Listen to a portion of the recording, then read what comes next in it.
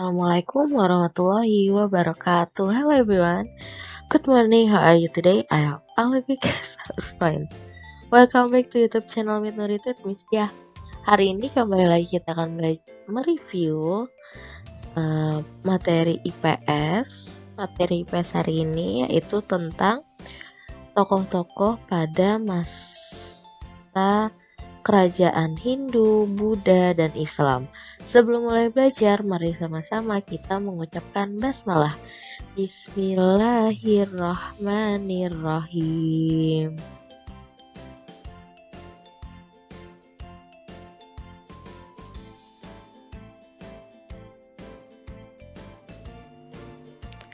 Tokoh dan peninggalan pada masa kerajaan Hindu, Buddha, dan Islam.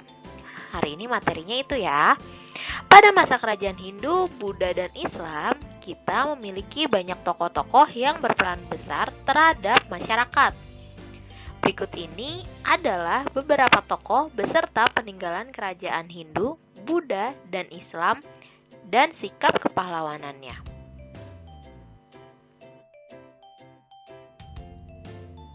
Yang pertama, tokoh dan peninggalan pada masa kerajaan Hindu. Yang pertama ada Raja Mulawarman. Raja Mulawarman ini ada di kerajaan Kutai. Raja Mulawarman ini merupakan raja pemeluk agama Hindu yang terkenal baik budi. Raja Mulawarman menyedekahkan 20.000 ekor sapi kepada kaum Brahmana.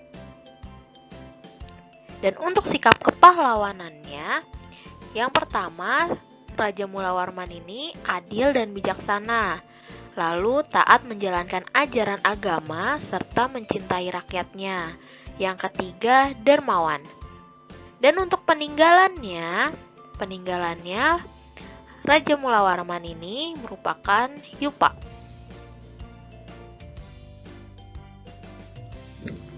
Masih tokoh dan peninggalan pada masa kerajaan Hindu yang kedua adalah Raja Kertanegara di kerajaan Singasari.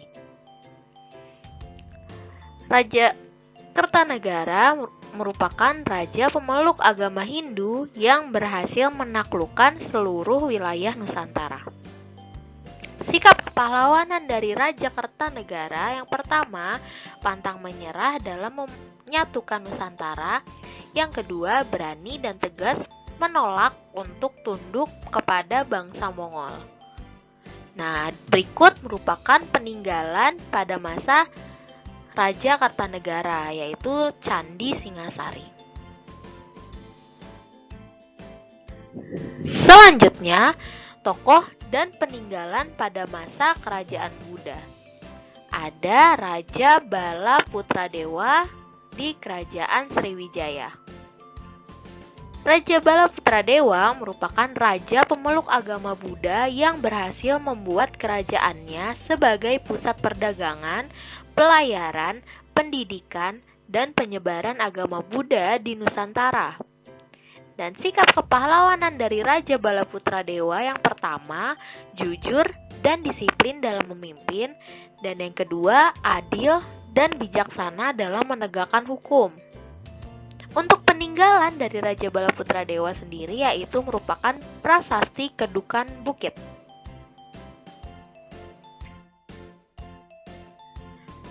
Masih tokoh dan peninggalan pada masa kerajaan Buddha. Selanjutnya ada Raja Samaratungga di kerajaan Mataram kuno Buddha. Peristiwa penting Raja Samaratungga ini yaitu pembangunan Candi Borobudur yang sangat terkenal sampai sekarang.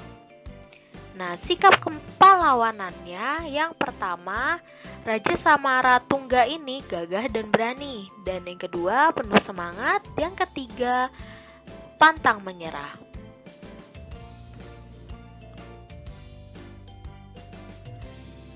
Nah, selanjutnya contoh dan peninggalan pada masa kerajaan Islam. Ada Sultan Iskandar Muda di kerajaan Aceh.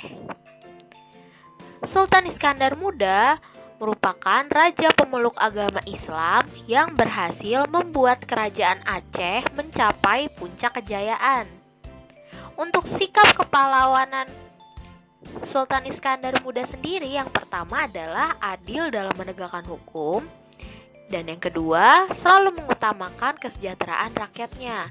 Nah, berikut pada layar merupakan Masjid Raya Baitur Rahman, yaitu peninggalan dari Sultan Iskandar Muda di Kerajaan Aceh.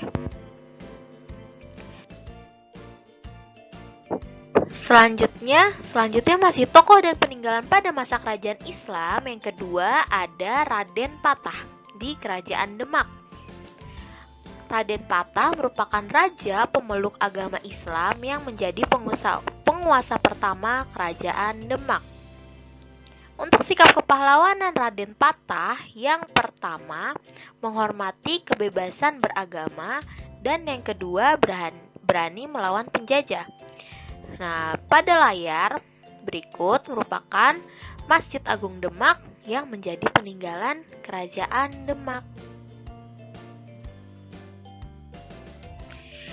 Yang selanjutnya berikut ini adalah tokoh-tokoh masa kerajaan Hindu dan Buddha beserta pencapaian yang telah dilakukannya. Tokoh yang pertama ada Raja Mula Warman dari Kerajaan Kutai di Kalimantan Timur. Raja Mula Warman merupakan seorang raja yang baik budi. Rakyat hidup sejahtera dan makmur pada masa pemerintahannya.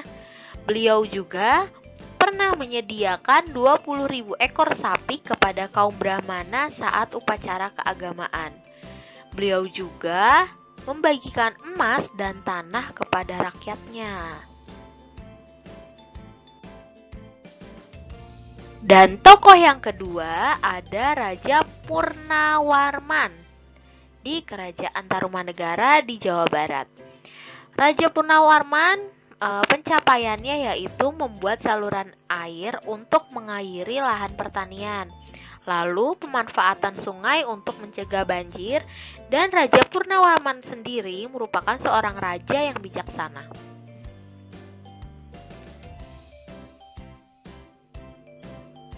Tokoh yang ketiga ada Raja Hayam Wuruk dari Kerajaan Majapahit di Jawa Timur.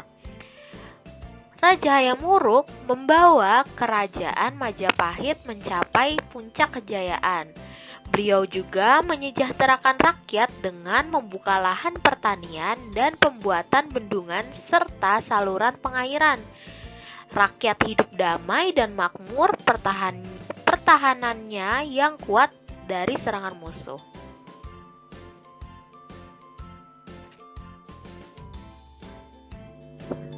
Selanjutnya tokoh yang keempat ada Mahapati Gajah Mada dari Kerajaan Majapahit di Jawa Timur. Mahapati Gajah Mada merupakan seseorang Mahapati yang gagah berani menaklukkan wilayah lain untuk mempersatukan Nusantara. Beliau menjaga keamanan Kerajaan Majapahit dari serangan musuh. Beliau juga pernah bersumpah akan mempersatukan Nusantara yang dikenal dengan Sumpah Palapa. Pada gambar terlihat relief Mahapati Gajah Mada yang sedang memegang keris yang berada di kawasan Monas.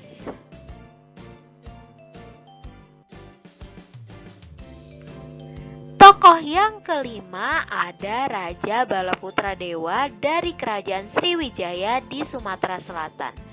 Raja Balaputra Dewa berhasil membawa Kerajaan Sriwijaya mencapai kejayaan. Raja Balaputra Dewa juga membuat Kerajaan Sriwijaya dikenal sebagai kerajaan maritim yang kuat dan menjadi pusat perdagangan di Asia Tenggara. Raja Balaputra Dewa membuat Kerajaan Sriwijaya dikenal sebagai pusat pendidikan dan penyebaran agama Buddha.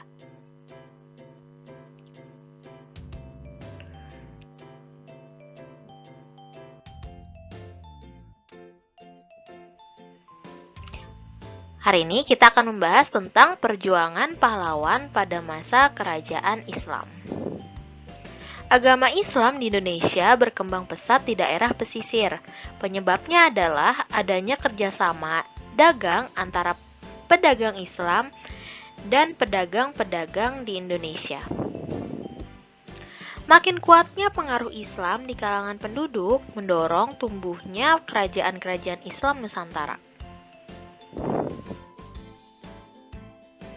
Yang pertama ada Sultan Ba'abdullah dari Kerajaan Ternate. Sultan Ba'abdullah adalah raja dari Kesultanan Ternate yang memerintah dari tahun 1570 sampai 1583. Ia menjabat sebagai sultan setelah ayahnya yang bernama Sultan Hairun dihukum oleh penjajah Portugis. Peristiwa ini membuat Sultan Ba'abdullah marah dan menyerang pasukan Portugis.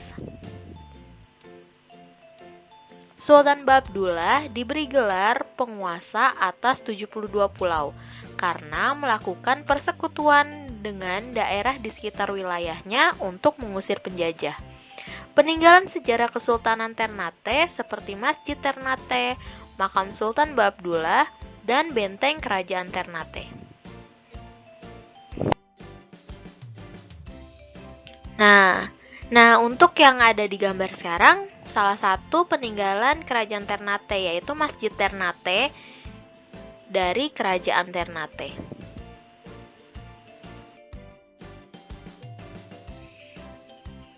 Yang kedua ada Sultan Agung dari Kerajaan Mataram. Sultan Agung adalah Raja Mataram ketiga yang memimpin dari tahun 1613 sampai 1645. Pada masa pemerintahannya, Kerajaan Mataram mencapai puncak kejayaannya.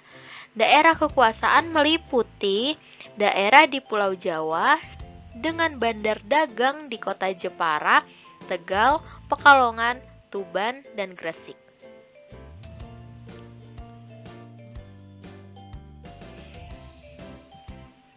Nah, sekarang peninggalan Kerajaan Mataram yaitu ada Pasar Legi Kota Gede, ada makam-makam Raja Kota Gede, dan ada Masjid Kota Gede.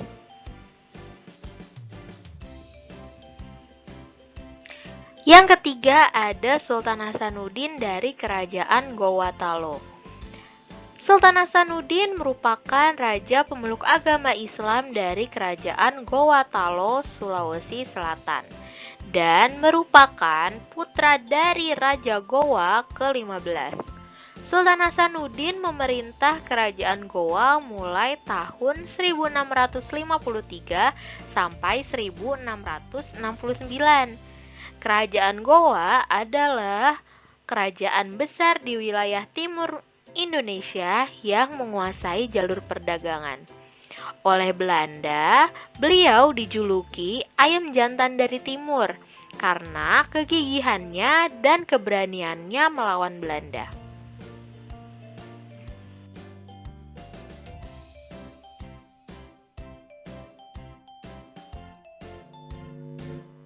Sekian pembelajaran kita pada hari ini. Kurang lebihnya mohon maaf. Jika ada yang ingin ditanyakan bisa langsung japri Budia. Terima kasih sudah menonton videonya sampai akhir. Mari sama-sama kita tutup dengan mengucapkan hamdalah. Alhamdulillahirabbil alamin. Wassalamualaikum warahmatullahi wabarakatuh.